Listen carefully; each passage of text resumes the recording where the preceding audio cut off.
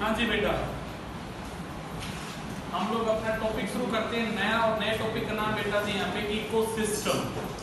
आप लोगों को जब मैंने चैप्टर पढ़ाया था बेटा जी ऑर्गेनिज्म एंड द पॉपुलेशन, तो वहाँ पे मैंने आप लोगों को पढ़ाया था हायरार्की ऑफ द इकोलॉजी, और आप लोगों ने उस चैप्टर के अंदर सबसे बेसिक जो यूनिट थी बेटा जी ऑर्गेनिज्म, उसके बारे में अपनी बातें खत्म की थी।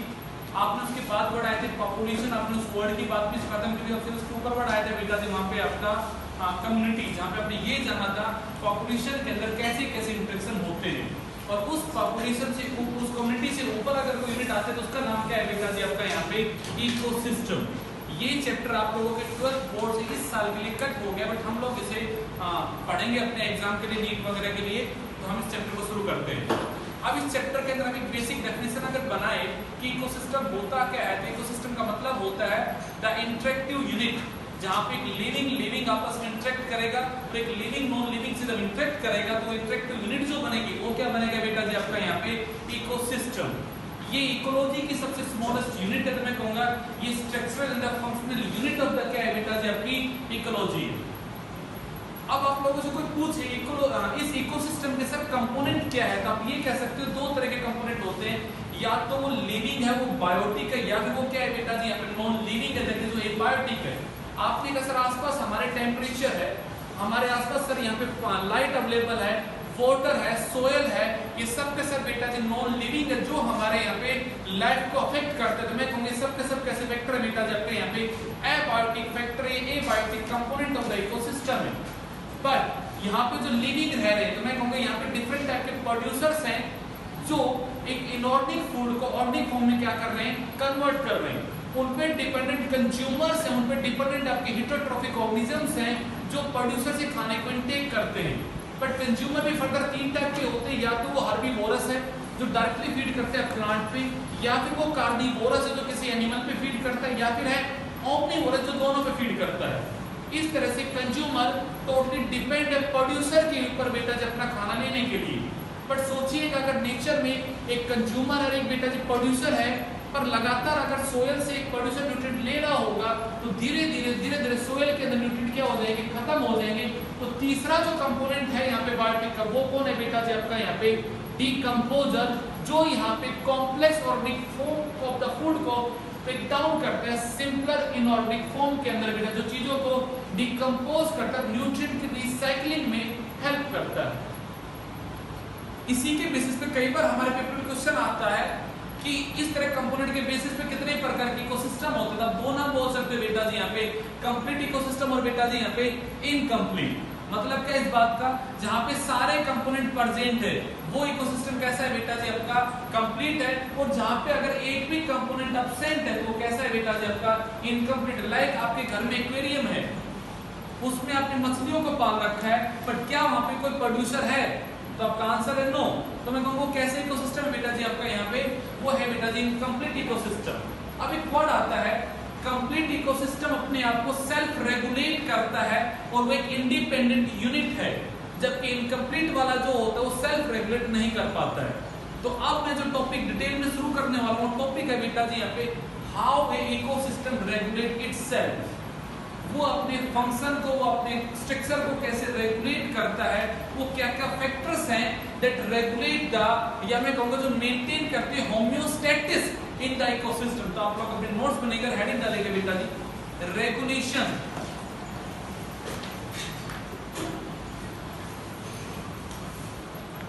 In the ecosystem,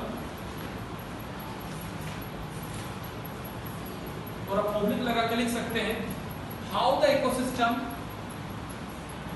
maintain homeostasis, how the ecosystem maintain homeostasis। क्या कोई आंसर देना चाहेगा मुझे?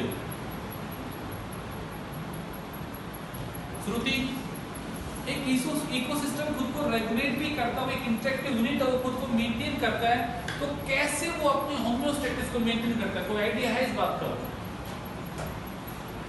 हर्षिता आप कुछ बता सकते हो गुड़िया? अनामिका, अंकिता गुड़िया, चलेगा हम शुरू करते हैं मेरे को यहाँ पर। कैसे एक इकोसिस्टम खुद को मेंटेन करता है? तो सबसे पहला जो तरीका है वो है बेटा जी फीडबैक मैकेनिज्म, या मैं कहूँगा फीडबैक रेगुलेशन। चलता रहता है बेटा जी इकोसिस्टम में। सबसे पहला पॉइंट क्या है ये फीडबैक रेगुलेशन? हिमांशु इसके बारे में बता पाओगे बेटा फीडबैक रेगुलेशन? अरे यार ये पढ़ा है आप लोगों ने, जब आप लोगों ने हार्मोन रेगुलेशन पढ़ा था वहां भी पढ़ाया था फीडबैक मैकेनिज्म। जरा सोचिएगा, आपने कहा सर एक प्रोसेस जो है वो उसका जो एंड प्रोडक्ट वो डिसाइड करता है बेटा जो रेट ऑफ रिएक्शन को, ऐसा आप लोगों ने पढ़ा थे फीडबैक। वहां पे आप इकोलॉजी में क्या समझते हैं? जरा सोच के देखो बेटा जी, इकोलॉजी में एक प्रोड्यूसर है, एक कंज्यूमर है, और ये प्रोड्यूसर जो है ये बेटा जी अफेक्टेड होता है बाय द एबायोटिक कंपोनेंट। बताओ जरा ये जो मैं चीज बनाना समझ में आ रही है बेटा कि भाई आपने कहा सर एक इकोसिस्टम जो होता है वहां पे लिविंग आपस में इंटरेक्ट करते हैं, और लिविंग का नॉन लिविंग से क्या होता है इंटरेक्ट होता है। वो इंटरेक्टिव यूनिट का नाम क्या है विभूति? यहाँ पे आपका इकोसिस्टम। तो मैंने कहा एक इकोसिस्टम है जहाँ पे प्रोड्यूसर जो है वो बेटा जी लगातार यहाँ पे बायोमास को बनाने लग रहे हैं by the process of the photosynthesis से। वो organic form of the food को प्रिपेयर करते हैं by the process of photosynthesis से। और मैंने कहा बेटा जी इन प्रोड्यूसर ने जो ऑर्गेनिक फूड बनाया उसके ऊपर फीड करते हैं कौन? आपके यहाँ पे कंज्यूमर्स। सही बात है। अब जरा सोचो मेरे भाई, यहाँ पे अगर प्रोड्यूसर का अमाउंट बढ़ता है, अगर यहाँ पे एबायोटिक फैक्टर सारे के सारे बेटा जी फेवरेबल है, प्रॉपर अमाउंट ऑफ सनलाइट है, प्रॉपर रेनफॉल होता है, सही अमाउंट का यहाँ पे सोइल है, न्यूट्रिटिव सोइल है, सब चीजें यहाँ पे कैसी मानसो आपकी फेवरेबल है, तो प्रोड्यूसर यहाँ पे जो होगा वो अमाउंट ऑफ बायोमास क्या बनाएगा? ज्यादा बनाएगा। बायोमास अगर ज्यादा बनेगा तो उन पे डिपेंडेंट कंज्यूमर का भी नंबर कैसा होगा? नंबर कैसा होगा? ज्यादा होगा। तब एक सोचिएगा, कंडीशन जब फेवरेबल हुई तो प्लांट ने अपने आप को प्रॉपर्ली ग्रोथ किया, तो ऑटोमेटिकली उसके रेगुलेशन के लिए वहां पे कंज्यूमर भी कैसे बेटा जी यहाँ पे ज्यादा बैठे होंगे, हाँ कि ना? अब यहाँ कंज्यूमर को समझो, अगर यहाँ पे हर्बीवोरस ज्यादा होंगे ना प्रोड्यूसर फीड कर रहे हैं, तो उन पे फीड करने वाले कार्निवोरस भी कैसे होंगे? ज्यादा होंगे। कार्निवोरस फीड करने वाले टॉप कार्निवोरस भी कैसे होंगे? ज्यादा होंगे। पूरा एक इकोसिस्टम अपने आप को क्या रखेगा? यहाँ पे मेंटेन रखेगा। बट सोचिएगा इन एबायोटिक फैक्टर में आ गया चेंज। आयुष बेटा इनमें क्या आ गया? और इनमें अगर चेंज आ गया तो मैं कहूंगा प्रोड्यूसर टोटली क्या हो जाएगा बेटा जी आपका यहाँ पे अफेक्टेड होगा। और अगर ये अफेक्टेड होगा तो यहाँ पे मैं कहूंगा बायोमास भी क्या होगा? अफेक्टेड होगा। बायोमास अगर अफेक्टेड होगा तो उन पे बैठे कंज्यूमर भी तो क्या होंगे? आपके अफेक्टेड होंगे। तो इनका नंबर क्या होता है बेटा जी? चेंज होता है मेरे भाई। यहाँ पे आप लोगों ने एक फिनोमेना पढ़ी थी, इंटरेक्शन पढ़ा था, प्रेडिक्शन। वहां पे आप लोगों ने एक लाइन बोली थी, prey is always more in number than the predator. और वहां पे एक लाइन और बोले थे आपने, प्रे का नंबर हमेशा रेगुलेट ही कौन करता है? प्रेडेटर करता है। तो सोचो ना, जब प्रोड्यूसर का नंबर बढ़ेगा तो ऑटोमेटिक यहाँ पे हर्बीवोरस का नंबर बढ़ेगा, और उसका बढ़ेगा तो किसका बढ़ेगा? कार्निवोरस का बढ़ेगा। अरे हाँ या ना? जैसे आपने कहा जिनके नंबर पे अफेक्ट आ गया तो उनका नंबर भी क्या हो जाएगा बेटा जी? यहाँ पे अफेक्टेड हो जाएगा। तो मैं कहूंगा इस तरह से इकोसिस्टम यहाँ पे नंबर को चेंज करके खुद को क्या करता है बेटा जी? यहाँ पे रेगुलेट करता है, खुद को क्या करता है बेटा जी? यहाँ पे मेंटेन करने की कोशिश करता है। ये क्या उसका बेटा जी? Feedback regulation. क्या बेटा उसका यहाँ पे? फीडबैक। कि भाई इसका नंबर बढ़ा, इसका नंबर बढ़ना क्या कर रहा है? अगली चीज को इनिशिएट कर रहा है। उसका बढ़ना क्या कर रहा है? अगले का नंबर बढ़ाएगा यहाँ पे। और अगर इसका नंबर गिरा तो अगले का नंबर भी क्या हो गया? गिर गया। इसका जो एंड है बेटा जी वो अगले को डिसाइड करेगा, उसका जो एंड है वो अगले को डिसाइड करेगा यहाँ पे। अरे हाँ कि ना? तो ये रेगुलेशन कैसा है बेटा जी आपके यहाँ पे? फीडबैक रेगुलेशन से वो होम्योस्टेसिस को क्या रखता है बेटा जी? यहाँ पे मेंटेन रखता है। अपने स्पीशीज की कंपोजिशन को क्या रखता है बेटा जी? यहाँ पे मेंटेन रखने की कोशिश करता है मेरे भाई। चंचल जी समझ में आया ये वर्ड? अगला आता है बेटा जी यहाँ पे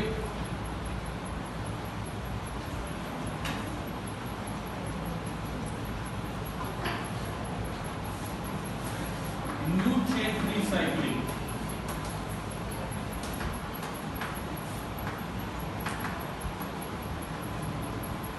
अगला वर्ड क्या आता है? न्यूट्रिएंट।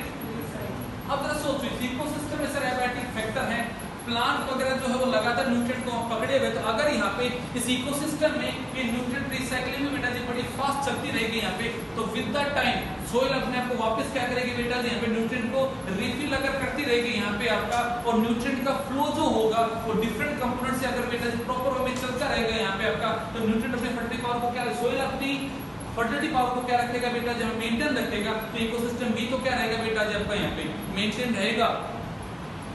अरे सोचो, आपने कह रहे सर यहाँ पे प्रोड्यूसर है, कंज्यूमर है और डिकम्पोजर भी है, और अगर प्रॉपर्ली तीनों के तरफ न्यूट्रिएंट का ट्रांसफर होता रहेगा और न्यूट्रिएंट अगर मेंटेन रहेगा इकोसिस्टम के अंदर मेरे भाई यहाँ पे, तो लगातार वो सोइल अगर फर्टाइल रहेगी यहाँ पे, तो प्लांट भी अपने आप को क्या रखेंगे यहाँ पे मेंटेन रखेंगे, इकोसिस्टम भी क्या रहेगा बेटा जी यहाँ पे आपका मेंटेन रहेगा।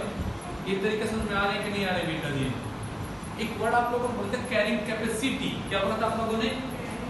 उस वर्ड पे आ जाते हैं कि हर एक इकोसिस्टम की अपनी क्या है बेटा जी आपके यहाँ पे कैरिंग कैपेसिटी है, और ये भी रेगुलेशन को करवाने में क्या करवाती है उसकी बेटा जी हेल्प करवाती है। इस तरह एक इकोसिस्टम में रहने वाले ऑर्गेनिजम्स का नंबर तब तक बढ़ेगा जब तक उन्हें प्रॉपर क्या देगा, फूड और बेटा जी यहाँ पे स्पेस देगा, और जैसे वहां पे बेटा जी आपकी चीज ऑक्यूपाई हो जाएगी, हर एक चीज अपने मैक्सिमम पे पहुंच जाएगी, तो वहां पे उनके नंबर में बढ़ना क्या हो जाएगा बेटा जी बंद हो जाएगा। मैं कहूंगा ये तीन चीजें हमें समझाती है कि इस तरह से इकोसिस्टम अपने आप को क्या करता है मेंटेन करता है। पहला वर्ड क्या बोला बेटा जी मैंने? फीडबैक। क्या बोला मैंने? सोचो इन दोनों को कैसे आप लिंक करो। जब बेटा जी यहाँ पे प्लांट का नंबर बढ़ना शुरू हुआ, सोचो जरा यहाँ पे प्लांट का नंबर सर एक्सेस में हुआ, तो उस पे डिपेंडेंट हर्बीवोरस भी अपने आप को क्या कर रहे हैं बेटा जी यहाँ पे ग्रो कर रहे हैं, और इनकी ग्रोथ क्या करेगी, इसके नंबर को क्या कर देगी बेटा जी यहाँ पे रिड्यूस कर देगी, हाँ कि ना? और जब तक इसका नंबर बढ़ा तो ऑटोमेटिकली किसका नंबर बढ़ा है यहाँ पे, कार्निवोरस का नंबर बढ़ा, और ये नंबर क्या करेगा बेटा जी इनके नंबर को रेगुलेट करके रखेगा बेटा जी। इस तरह से पूरा बेटा जी कैरिंग कैपेसिटी जो है बेटा जी वो हमेशा क्या रहेगी मेरे भाई मेंटेन रहेगी। अरे हाँ या ना? तो मैं कहूंगा बेटा जी हमेशा फीडबैक का रेगुलेशन चलता है इकोसिस्टम के अंदर, वहाँ पे हर इकोसिस्टम की अपनी कैरिंग कैपेसिटी होती है, और उसके ऊपर जाकर उसकी ग्रोथ क्या हो जाती है बेटा जी बंद हो जाती है। प्रॉपर्ली उस इकोसिस्टम में न्यूट्रिएंट की रिसाइक्लिंग अगर होती रहती है मेरे भाई यहाँ पे आपका, तो इस तरह के मेरे भाई आपके इकोसिस्टम खुद को क्या करता है बेटा जी यहाँ पे मेंटेन करता है। हाँ कि ना बेटा?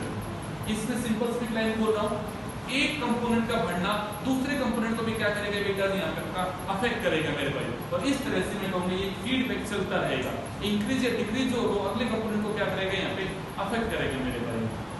यहाँ बात हो रही है न्यूट्रिएंट की प्रॉपर फ्लो की मेरे भाई, वो डिफरेंट कंपोनेंट से बहनी चाहिए। इस वर्ड से आप समझते क्या हो मेरे भाई? न्यूट्रिएंट रिसाइक्लिंग, न्यूट्रिएंट साइक्लिंग, इस वर्ड से समझते क्या हो आप लोग? आज तक क्या है nutrient recycling, nutrient cycling, word कहता क्या है?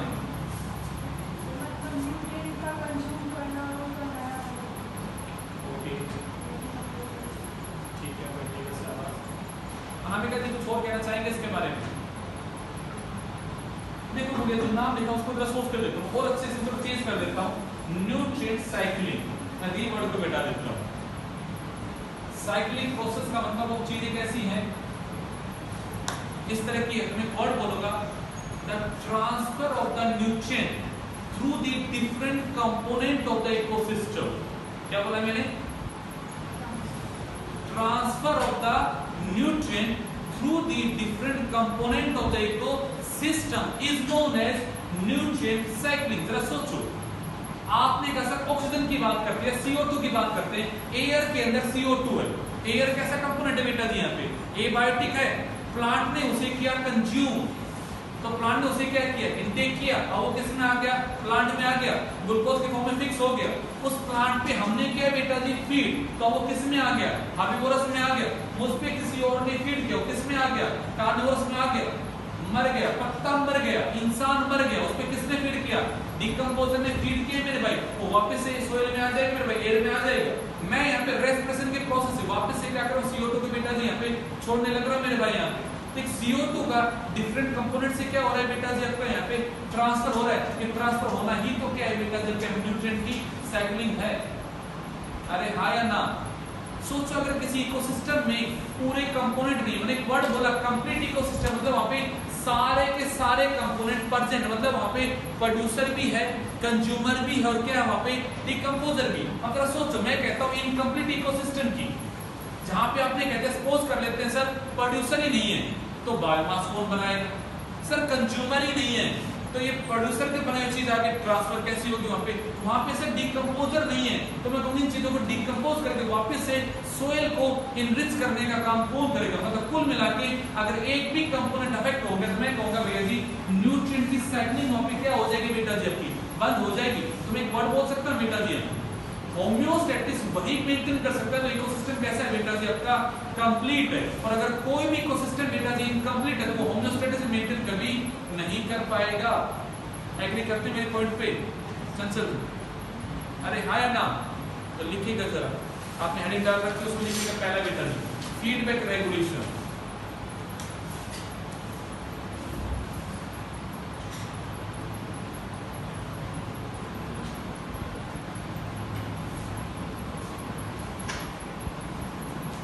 इसमें लिखो बेटा ecosystem regulate the number of different organisms. A ecosystem regulate the number of different organisms by the process of feedback regulation.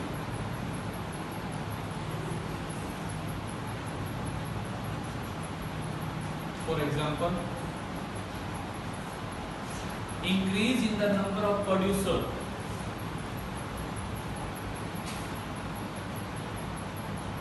For example, increase in the number of producers lead to increase in number of herbivores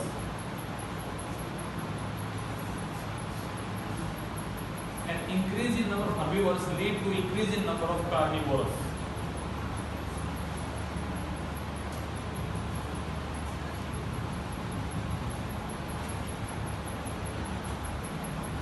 And so on.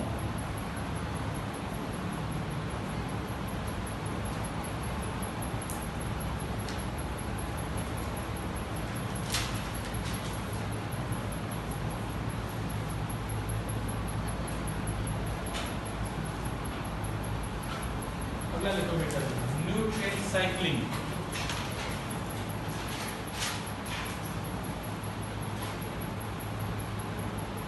Nutrient cycling is the flow of nutrient. Nutrient cycling is the flow of nutrient through the different components of the ecosystem.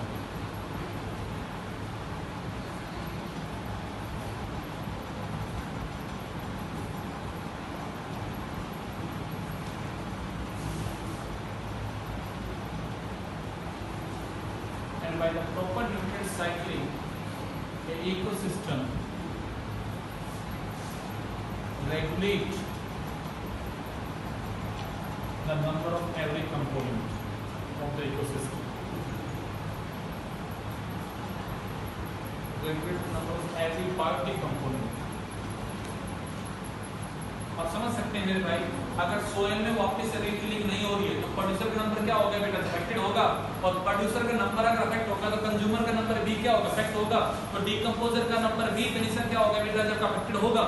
तो मैं कहूँगा एक चीज अगर रुक गई ना तो पूरा इकोसिस्टम क्या हो जाएगा बेटा जी? यहाँ पे आपका इम्बैलेंस हो जाएगा, अनस्टेबल हो जाएगा। अगला लिखेंगे बेटा carrying capacity.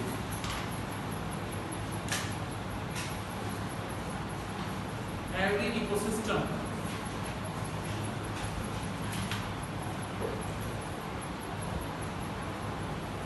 fixed carrying capacity.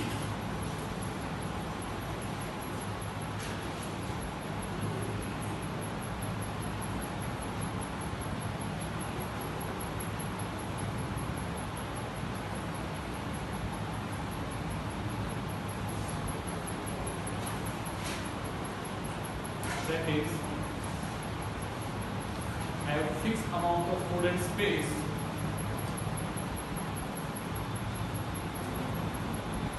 that is have fixed amount of food and space provide to the different component of the ecosystem.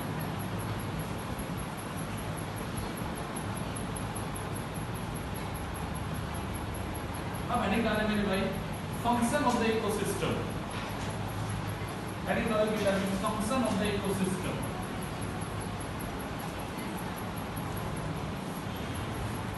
बताओ जरा इकोसिस्टम में क्या क्या फंक्शन परफॉर्म होते हैं, बताओ रे बेटा इकोसिस्टम में क्या क्या फंक्शन परफॉर्म होते हैं, क्या लगता है सनिया गुड़िया इकोसिस्टम में कैसे कैसे फंक्शन परफॉर्म हो रहे होंगे? अरे गुड़िया बोलो कैसे कैसे फंक्शन परफॉर्म होते हैं इकोसिस्टम में? देखो मेरे हेडिंग डाले बेटा जी, सबसे पहले हेडिंग डालो मेरे भाई यहाँ पे प्रोडक्शन। बताओ मेरे को ये काम होता है या नहीं होता है इकोसिस्टम में? हिमांशु अगर इकोसिस्टम में ऑर्गेनिक बायोमास प्रोड्यूस ही नहीं हो रहा है तो क्या वो इकोसिस्टम अपने आप को मेंटेन कर सकता है? तो ये फंक्शन वहां पे होना क्या बहुत ही जरूरी है। तो बेटा it is the process of production of organic biomass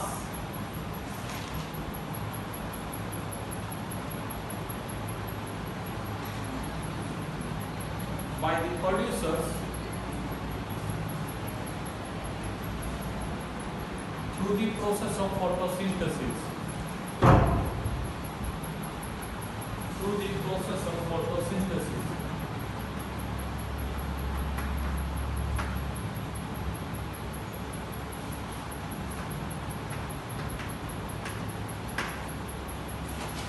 अगला लिखो बेटा जी एनर्जी फ्लो।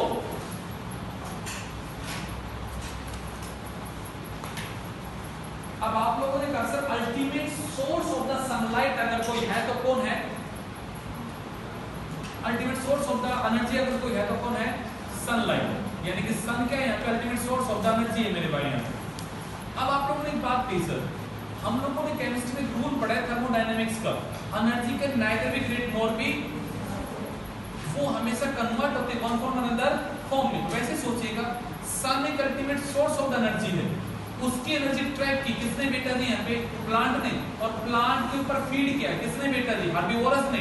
उस पे फीड किया किसने बेटा जी यहाँ पे? कार्निवोरस ने। तो मैं कहूंगा एक्चुअली उस सन की एनर्जी को हम डिफरेंट कंपोनेंट के थ्रू क्या कर रहे हैं बेटा जी यहाँ पे? फ्लो कर रहे हैं। और उसकी एनर्जी वन फॉर्म से अनदर फॉर्म में क्या हो रही है बेटा जी आपकी? कन्वर्ट हो रही है। कि भाई इनऑर्गेनिक मटेरियल को लेके प्लांट ने क्या किया? ऑर्गेनिक फॉर्म में बनाया ग्लूकोज, जो उसकी बॉडी में फिक्स हो गया स्टार्च की फॉर्म में। हमने उस पे फीड किया, स्टार्च को हमने खाया और हमने उसको वापस से थोड़ा ग्लूकोज पे, और हमने उसको फिर एब्जॉर्ब करके अपनी बॉडी में बनाया ग्लाइकोजन।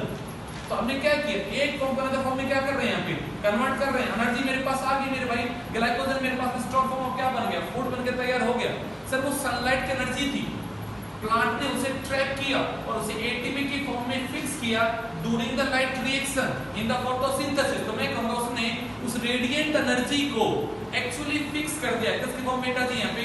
केमिकल एनर्जी की फॉर्म में। फिर उसने उस केमिकल एनर्जी को फिक्स कर दिया मेरे भाई, वो ग्लूकोज को बनाने के लिए कार्बन कार्बन बीच में बॉन्ड को बना के उसने उस फॉर्म में उसे फिक्स कर दिया। मैंने उस ग्लूकोज को खाया तो मैंने उस फॉर्म में एनर्जी को ले लिया मेरे भाई यहाँ। तो एक्चुअली एनर्जी का क्या हो रहा है बेटा जी यहाँ पे? फ्लो हो रहा है through the different component of the ecosystem से मेरे भाई। एनर्जी कभी इकोसिस्टम में रुकती तो नहीं है मेरे भाई, वो एक से अगले कंपोनेंट के पास क्या हो रही है बेटा जी? ट्रांसफर हो रही है। यानी कि यहाँ पे आपको टॉपिक पढ़ना है बेटा जी फूड चेन, फूड वेब के थ्रू एनर्जी क्या होती है बेटा जी आपकी? ट्रांसफर होती है through the different biotic component of the ecosystem से। हाँ कि ना? तो लिखेंगे बेटा जी through the food chain and food web, through the food chain and food web, energy get transferred through the different biotic component, through the different biotic component। मैंने बोला बेटा through the food chain and food web, through the food chain and food web energy get transferred through the different biotic component of the ecosystem। एक line और लिख सकते हो, एक line और लिख सकते हो, sun is the ultimate source of energy, sun is the ultimate source of energy।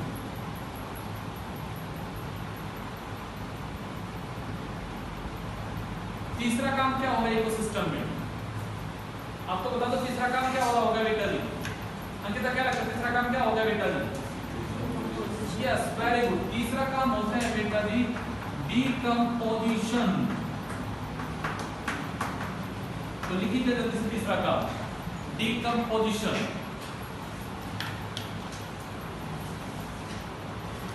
Breakdown of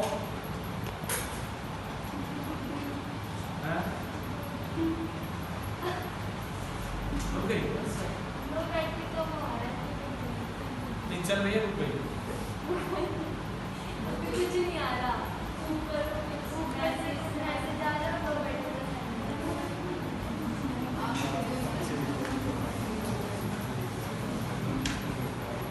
बोलिए चल रही है, चल रही है। हाँ जी भाई साहब बोलिएगा। डिकम्पोजिशन क्या होता है? The process of breakdown of complex organic mixture into the simple inorganic mixture. The process of breakdown of complex organic mixture into simple inorganic mixture.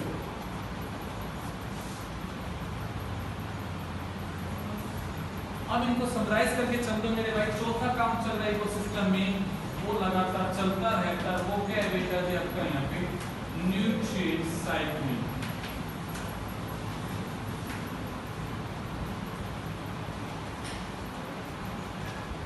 मतलब यहाँ पे आपने कहा सर ऑर्गेनिक के तौर पे थोड़ा डिकम्पोजिशन किसने किया मेरे भाई? आपके यहाँ पे सर और आपके बायोटिक कंपोनेंट था प्रोड्यूसर, उसने ये काम किया। फिर एनर्जी का फ्लो हो गया डिफरेंट बायोटिक कंपोनेंट के अंदर, और यहाँ पे सर डिकम्पोजिशन ने उसे तोड़ दिया। अब मैं बात करूंगा कि वो जो न्यूट्रिएंट का फ्लो है वो सिर्फ बायोटिक नहीं हो रहा है, वो बायोटिक का साथ साथ किसमें जा रहा है बेटा? जब एक बायोटिक में भी जा रहा है तो मैं कहूंगा वो क्या बन जाएगा बेटा? न्यूट्रिएंट की साइक्लिंग हो जाएगी। लिखिएगा बेटा flow of the ecosystem, flow of the nutrient, flow of the nutrient through the biotic and the abiotic component of the ecosystem. Flow of nutrient through the biotic and abiotic component of the ecosystem.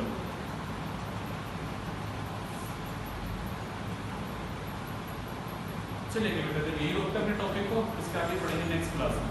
Thank you बेटा।